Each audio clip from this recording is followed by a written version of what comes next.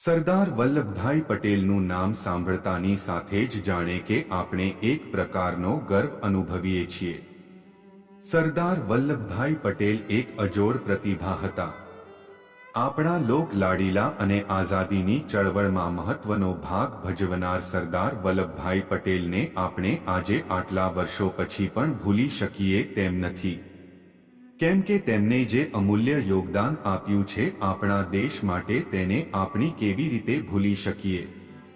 સરદાર વલ્લભભાઈ પટેલ કે જેઓને લોખંડી પુરુષ તરીકે ઓળખવામાં આવે છે તેઓનો જન્મ ગુજરાતમાં નડિયાદના એક સામાન્ય ખેડૂતના ઘરમાં 31મી ઓક્ટોબર 1875માં થયો હતો।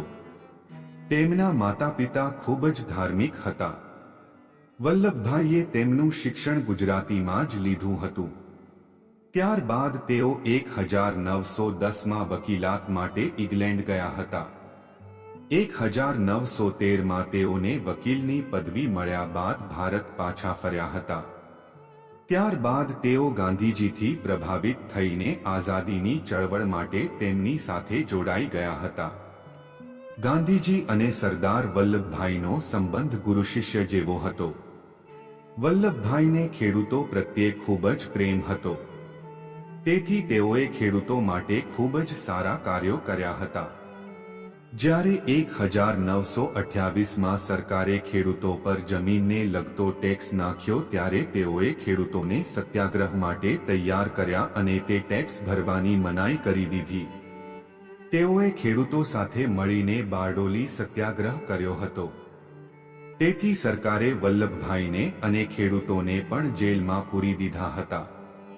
ત્યારથી ગાંધીજીએ તેમને સરદારનું બિરુદ આપ્યું હતું। 1930માં જ્યારે ગાંધીજીએ મીઠા માટે સત્યાગ્રહ કર્યો હતો ત્યારે તેમાં પણ વલ્લભભાઈ તેમની સાથે હતા। 1942માં ગાંધીજીએ ભારત છોડો આંદોલન શરૂ કર્યું ત્યારે પણ બ્રિટિશ સરકારની વિરુદ્ધ વલ્લભભાઈ તેમની સાથે હતા। તેથી બ્રિટિશ સરકારે ગાંધીજી, જવાહરલાલ સહિત વલ્લભભાઈને પણ જેલમાં પૂરી દીધા હતા। તેઓ પોતાના દેશ માટે ઘણી વખત જેલમાં ગયા હતા। તેઓ જ્યારે જેલમાં હતા તે સમયે જ તેઓના માતા પિતાનું મૃત્યુ થઈ ગયું હતું, છતાં પણ તેઓ સહેજ પણ નહોતા ડગ્યા। તેઓનું મૃત્યુ 1950માં ડિસેમ્બરમાં બોમ્બેમાં થયું હતું। તે સમયે જાણે કે ગુજરાતને કોઈ મહાન યોદ્ધો ગુમાવ્યો હોય તેટલો આઘાત લાગ્યો હતો।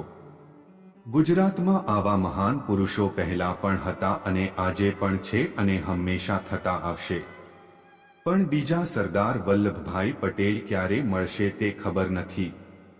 આવા મહાનુભાવોને લીધે જ આજે ગુજરાતનો જય જયકાર થઈ રહ્યો છે।